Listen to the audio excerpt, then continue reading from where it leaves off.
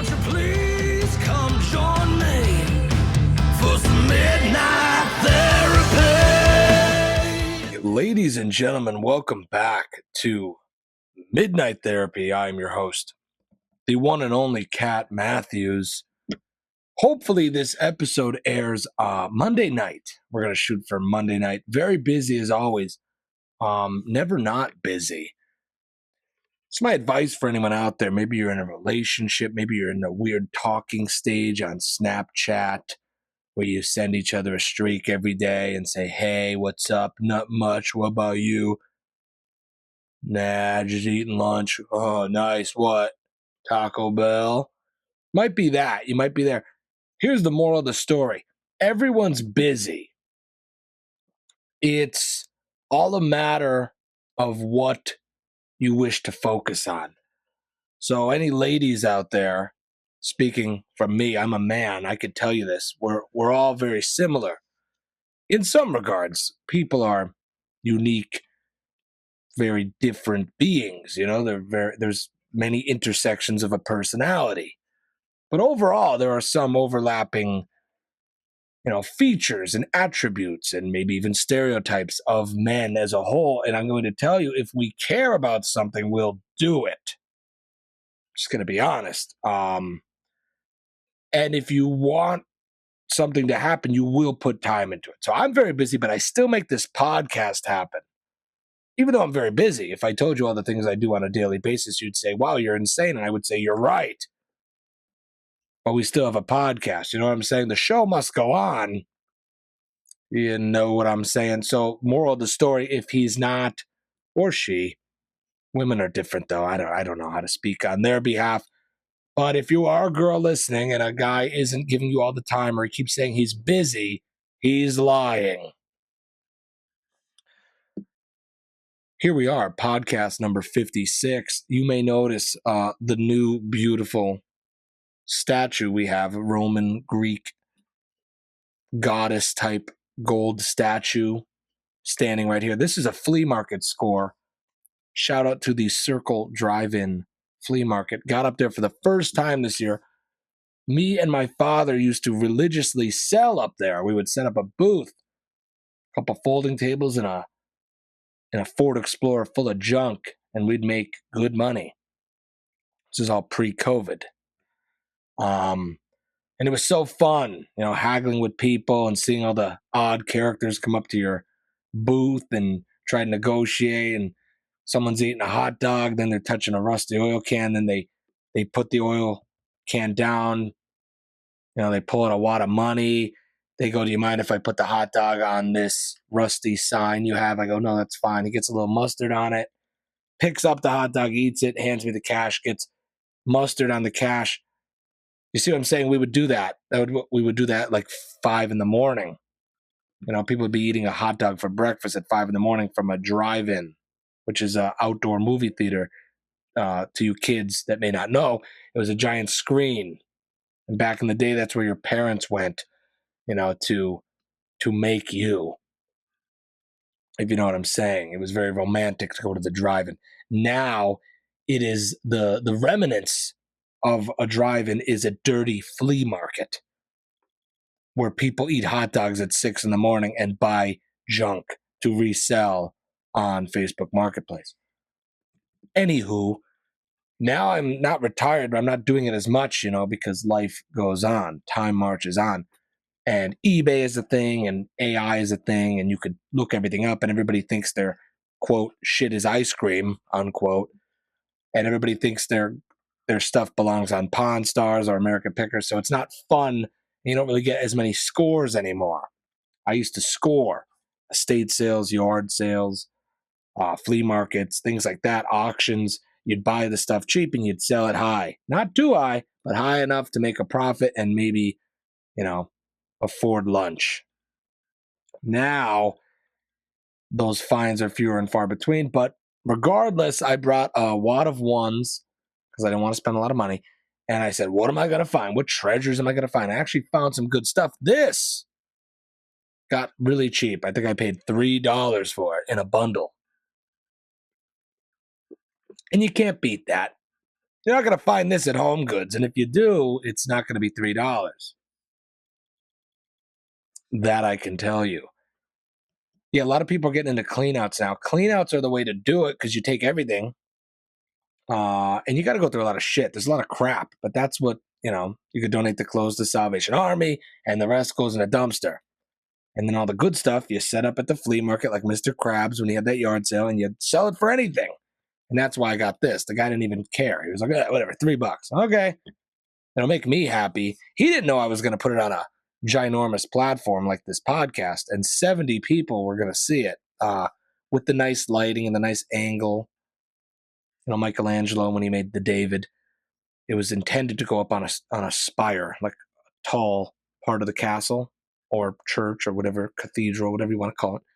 And he intended it for it to be viewed from an upward angle, like you would be looking up at it. So he made the hands and the head much larger, so that they didn't get lost in the perspective of hands and a head. You lose it more the further away it is. So he calculated that, made the hands bigger, made the head bigger, and then they said, "Oh, it's too beautiful. We're not going to risk putting it up there. We're going to keep it down here." And he's like, "No, but the angle's all off. The head's too big. It's out of proportion." They went, "Shoo, we don't care." But if you do look at it, David, he has giant hands and a giant head. The head up here. Little fact for you on this Monday night. But anyways, we got this at a flea market. Please enjoy. We have the baby coming any day now, so we are expecting a new member of the family any day now. So I don't know if the podcast schedule is going to be more messed up than it already is. This is like a Monday night episode. Very weird, but whatever. Just bear with me on that. Also, the 4th of July coming up. It's going to get busy, okay? I'm trying. I'm on a shoestring budget here. Rest in peace to the Monster Merc, my first truck. I put a lot of shorts up, and they did kind of okay. People are watching them, which is fun. If you want to see that truck one last time before it gets taken away to the junkyard, please look at my shorts that I uploaded. It was a great truck. I'm not going to reflect on it any longer. It's got to go. Everything's got to go. Eventually, you can't hang on to things forever, even though we so desperately try to. People, ideas, ideologies, empires, trucks. We think they're eternal, but they are not. There's a great line in a song by, I don't know who it's by. The song is called Like the Wind. You could look it up. The line in this song goes, "People are like the weather. Most of the time, they're just passing through. They don't last forever as much as we would like them to." I don't know who it's by. You could look that up, but that's a great poem. Whoever wrote that is like a poetic master. Very underrated, but that's a great quote. But that is the sad fate of the Monster Merc. Goodbye. We will miss you forever. I stripped a lot of things off it. I have the emblem and the deer skull and all the Hooters license plate. Got that. So I'll have stuff to remember it by, and hopefully you do too. We are going to do a very quick episode today. There are 70 subscribers now. That's big. There's a lot of you watching. So thank you. Every one of you matter a lot to me. I have this big sponsorship idea rolling out soon. It's going to really boost the numbers. We're going to be at 100 in no time. So if you'd like to be a sponsor of this show, or you know someone that would like to be a sponsor of the show, it's very affordable right now at the moment because we're up and coming. So let me know. Shoot me a comment or a message or something. You know how to find me. Shout out to Mike the Barber. It's been very hot these past couple days here in Nipa. And he brought to my attention that if you put the spice Tajín, are you familiar with Tajín? You put Tajín in a Busch Light Lime, and wow, is that just phenomenal. It's just a phenomenal flavor explosion in my mouth and in my brain. The dopamine is overflowing, secreting out of my brain matter. It is very good. I've been drinking them a lot in the hot sun, and it's been been pleasant. Just want to give him a shout out for that discovery. Let's go into the current events real quick. Like I said, this is a quick episode. I'm very busy, don't have a lot of time, but it's in a little lull now. Like not much is going on. Knock on wood. There's stuff going on, but it's not like crazy like it's been. And this is a metaphor for life. The theme of this episode early on was that things don't last forever. And with that being said, just like my truck, is also the Liver King, who overstayed his welcome a bit too long. He had his 20 seconds of fame. He should have been happy with that and then shaved that bird's nest beard off his face and went back to being a somewhat functioning member of society. Instead, he tried to do everything in his power to hang on to that fame that was unjustified fame. And the reason being is he was promoting something that's not sustainable for a lot of people, which is like eating bull testicles as your primary source of nutrition. And I don't know why people took him as, let's say, a medical expert or some, I don't know, sage or shaman. But the guy was a fraud. He was outed to be a fraud pretty early. And I mean no disrespect to him. I really don't. I'm just saying he said that he got jacked by eating liver and working out, but in reality, he got caught using copious amounts of steroids, in which, like, so much that he, lost a lot of money because he was on so much steroids, and he had a fake ab implant, which is never a good look. So with that being said, he lost a lot of his endorsements and he started to fall off, as all people do, like old trucks, like empires, like people. They fade. Like Haktua Girl. You have your big moment and then you go gracefully. You don't try to hang on saying, oh, here's my next stunt. Here's my next gimmick. Here's my next thing. It doesn't work. That looks cheap.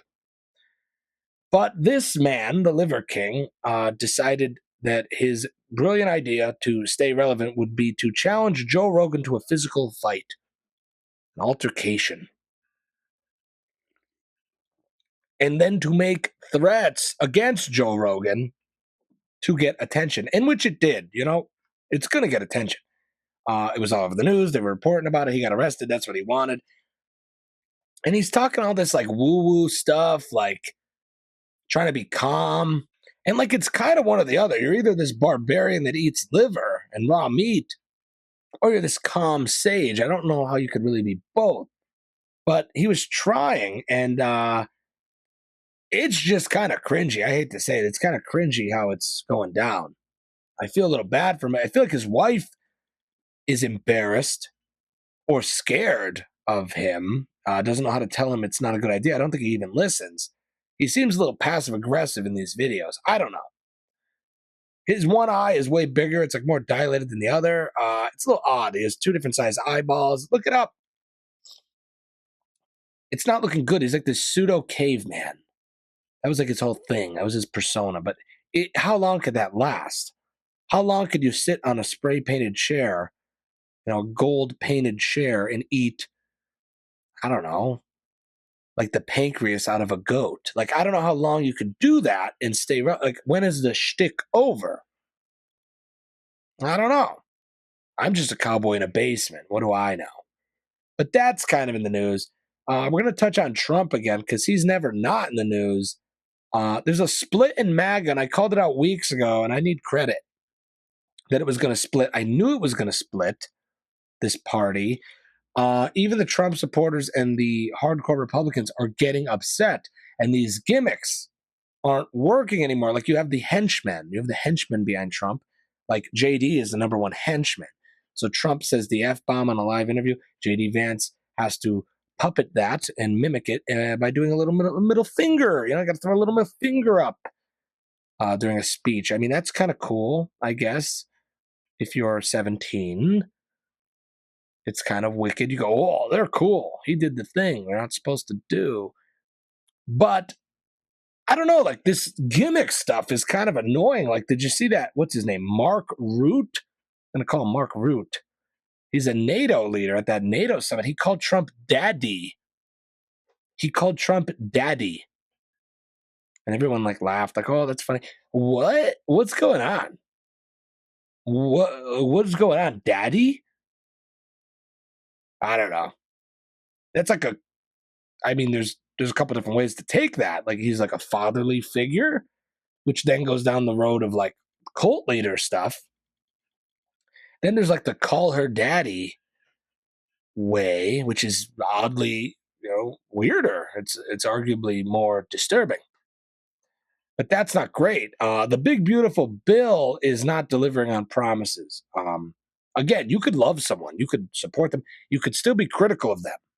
This is what we need to learn. I think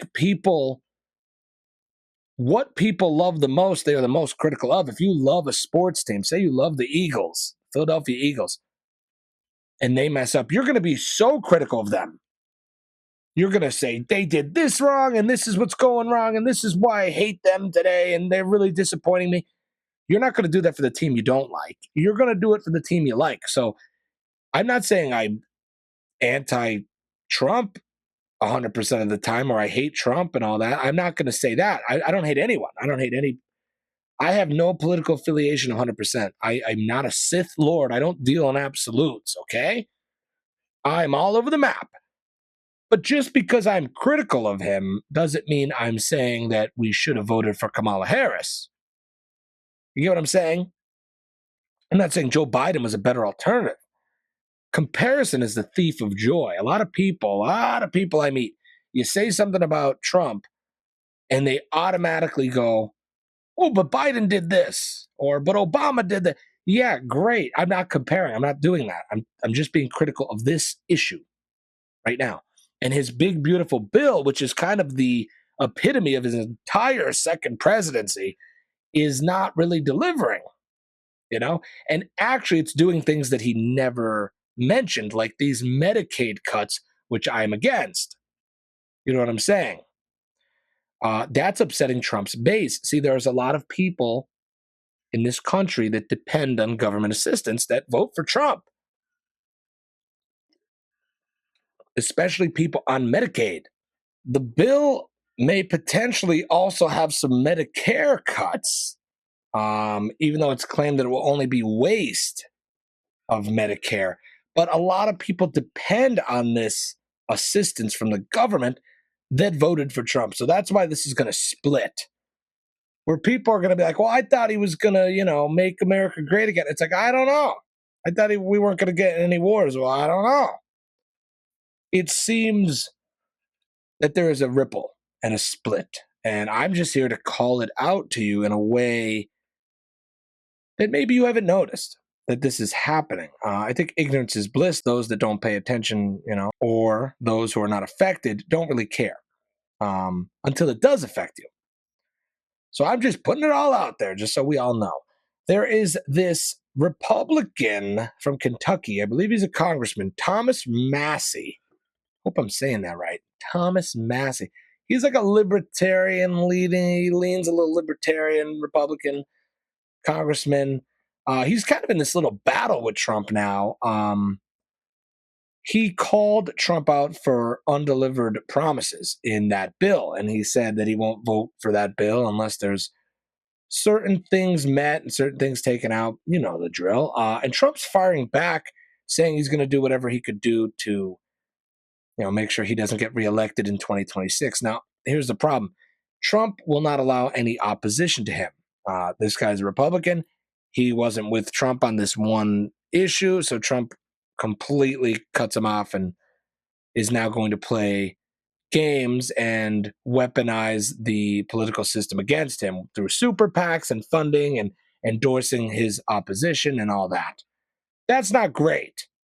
And I don't care who is the president or who's doing it. We can all agree that's not the best. Opposition is good. Checks and balances is good, especially if the bill is less than perfect. Maybe it's not as beautiful as we think, and that's okay to say. Now, Candace Owens is an example of what I don't really like. Now, Candace Owens is saying she regrets her vote for Trump, but how she goes about it is just not great. You know what I'm saying? She's I thought I liked her at first because she was well-spoken and she said things that were a little controversial. And we all love somebody like that. But she's kind of proven to be just this, I don't know how to put it, but pseudo-intellectual. She's kind of like a fake smart person. She got kicked off the Daily Wire. She has these radical views. Now she's turning on Trump. And it's like, okay, I get it. But at the same time, you're also like defending Harvey Weinstein. She's like a tough one to figure out. So I don't know. I don't know what's going on. The world of politics is ever changing, but I will tell you, and I will keep telling you, there is a split in the MAGA party, and I want you to be aware of it and to see it in real time. The New York primary happened, and the Democratic nominee is a man named Zohran Mamdani. I hope I pronounced that right. Zohran, not to be mistaken with the Zohan, the Adam Sandler movie about the hairstylist, or Zoltar, which is the fortune teller machine that I dressed up as for Halloween once and won a contest with. This is Zohran. He is a Muslim man proposing sort of like a utopian New York with free buses and rent freezes, and there'd be no cops. It would just be social workers. And it sounds great. And there's a lot of, let's say college educated people in New York that live paycheck to paycheck or in debt. And he really appealed to them, and he won the nomination, the Democratic nomination in the primary. Now, he beat Andrew Cuomo, and if you remember Andrew Cuomo and his brother, they're both grifter scam artists, in my opinion. You may remember Chris Cuomo was a CNN host, and he got fired. But before he got fired, he had COVID, and during COVID, he was one of the biggest, fearmongers of COVID out there. He used to, that you would see his face every day talking about COVID, and he got COVID, and he did this fake stunt where he was in the basement sick with COVID, and he was like, day 5 in the basement. He's like, I'm shivering to death down here. This is really bad. Make sure you follow what the news says and wear your mask. And then he was like caught outside at a party, and this bicyclist came up to him and goes, hey, you're Chris Cuomo. You're supposed to be in the basement. And he threatened the man. He was like, get out of here. Do you know who I am? I could end you. And then like 3 days later, he's like, my first day out of the basement in 2 weeks. And he like stage walked up the stairs.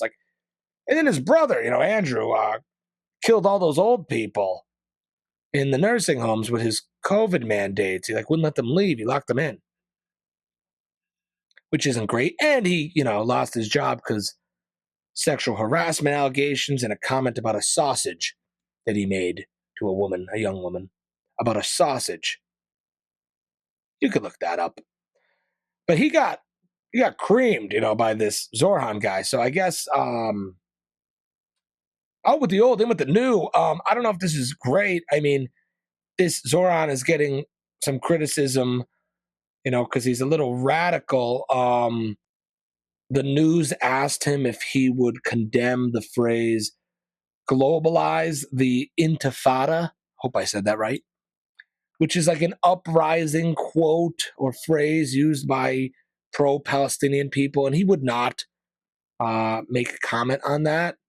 So people are a little worried about that. Who knows what's going to happen? Everything shifts all the time. So maybe New York will go this way. Who knows? Who knows what to believe? All I know is, like I said, things are a little calm, and I don't like calm because I'm so used to chaos. To bring it on back, the CMA Fest happened, and I did not watch because I can't take anymore. I can't. You know how I feel about this stuff. And I did my research, and I got the summary, and I already predicted what it was going to be. It was going to be a lot of Jelly Roll, a lot of Lainey Wilson, Post Malone or something like that. Post Malone's like selling Stanley Cups now. Like, we live in gimmick land here in America. It's all just fraud and crap. And we're all so used to it. And a lot of people just love it. Like, they're never going to wake up. It's the allegory of the cave. They're never going to wake up and see through it. But I'm fatigued by it. Like, I have fatigue. I have American country music influencer fatigue. I can't do it anymore. I'm tired. I'm weak. I am worn out of this. Of Jelly Roll coming out and saying that he lost his weight by playing basketball and that he's a born again Christian and I used to be on drugs, now I'm sober, but he's also opening a bar up in Nashville. Like I'm just so, I don't know. I'm fatigued by it all. Um like every country artist now has a bar in Nashville that is parallel to like a section of Disneyland. Like there's Morgan Wallen Tavern, and then there's Jelly Roll Lane, and there's it's like a ride. They should have amusement park rides, the Jelly Roll Experience. We go to prison, and I don't know for whatever he went to prison for, and he has a baby mama. Like like that could be the ride, like a VR experience. Or Post Malone, you could do the same thing because that's kind of what they did to him too. But everybody bought it. Everybody loves it. But there's all these bars, and it's like Mecca for bachelorette parties in America. Like you got to go there, and you got to buy cowboy boots and a hat, and you got to go to Kid Rock's bar, and you got to go to Luke Bryan's bar, and get yourself the Country Girl Shake It for Me margarita for $49.95, and take a video for your TikTok.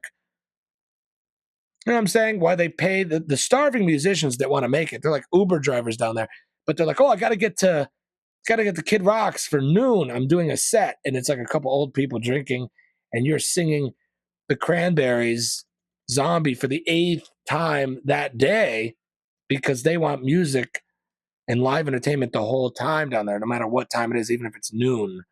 They need some live. They want you to believe it's live music, and these people are hustling. In reality, they're not even being paid, but they are gaining experience. And that works for a while. Some people do it till they're like 40, and then they come home and they have that melancholy the rest of their life. Like I almost made it. You know, I avoided that. I should have done that, maybe could have done that, but didn't. So now I just rant to you in the basement. I don't know who's wiser. That's up for you to decide. You never really know until you go touch the stove yourself, but I'm telling you, the stove's usually always hot. You're probably going to get burnt. And even though some people don't get burnt, most people that touch a hot stove is very likely to get burnt. Me, I looked at all the people, I saw the scars of them getting burnt. I go, I don't know if I want to touch it. Got very close to touching it, but I never really touched it. I got burnt many times on many stoves, but the whole, you should move to Nashville and live out of your car thing, I was like, actually, I don't know. I don't want to. I don't want to. It's like, but you might make it. Yeah. I might also win the lottery. You know what I'm saying? Like, I wish to gamble in different ways. And the whole moving to Nashville and singing covers at noon for 5 years until somebody maybe discovers me, I didn't really want to do that one. But now seeing what Nashville is, I don't think it would have worked anyways for me, unless they completely rebranded me and gave me a bunch of ghostwritten songs and used me as like a carnival attraction in some way. Like I need to have some gimmick. If you're a girl, you just have to be kind of beautiful. That's the gimmick there. And if you're a guy, you have to have something. Like Luke Combs, like, look, he's just an average guy in a fishing shirt. People go, I like that. He's relatable. And then Jelly Roll, it's like, if this guy could be famous, well, you got to like him. And they go, you're right. That guy found religion and peace and success. And he was tubby and in jail. I love that. And it's like a inspiring story. I don't know what I have. I just have, I guess, the look and the personality. But it's too unhinged and untamable, so they wouldn't want it. Unless they went up there and said, climate change is a real issue. Here is my song about coming home from the bar with a white t-shirt on and blue jeans and having a cold brew on the porch once I got home. Then they might like it. Maybe if I sold Ford trucks in a commercial. I love the Ford Ranger Deluxe package. It is the best truck I use for my farm work. I'm Cat Matthews. Please buy my limited edition Stanley Cup that has a graphic of my face on it and a saddle to put it in. Many episodes I invented the cowboy boot. What was it? What was it called? I had a name for it, but it was a Stanley or like tumbler shaped like a cowboy boot. That's going to come out soon. Trust me. I invented it. The cowboy cup? I don't know what I called it. Something tumbler? Rootin' tootin' tumbler? I don't know. But you can go back, fact check it. It'll be out. It won't be Cat Matthews, though. It'll be somebody else. It'll be like, I don't even know. You just make up the names of who's next. It'll be like the Bailey Zimmerman Cowboy Tumbler. And like girls will buy it on TikTok shop and be like, got it. That's why life is sad sometimes. That's why I don't watch the CMA Fest. Anyways, I got the new car. Not going to show you yet. Soon, but it's been fun. I'll reflect on that later. Again, rest in peace to Monster Merc. 4th of July is coming up, and my message to you is remember what America is all about. There's no red, there's no blue, there's no Republican, there's no Democrat, there's no left, there's no right. We're all the same. This is an experiment, and it's the best experiment so far. It's the best government so far, and it's extremely flawed. But even though it's extremely flawed, it's still the best. Let that sink in. So instead of focusing on what makes you different than someone else, come together at least on one day, which is the 4th of July. A lot of people died for us to have this country and for me to be able to sit in this basement and rant. And it's best we don't forget that and get consumed in the Bailey Zimmerman tumbler and the war with Iran. Take a breath and say, wow, I'm fortunate to even wake up today. Fortunate to wake up healthy and walking.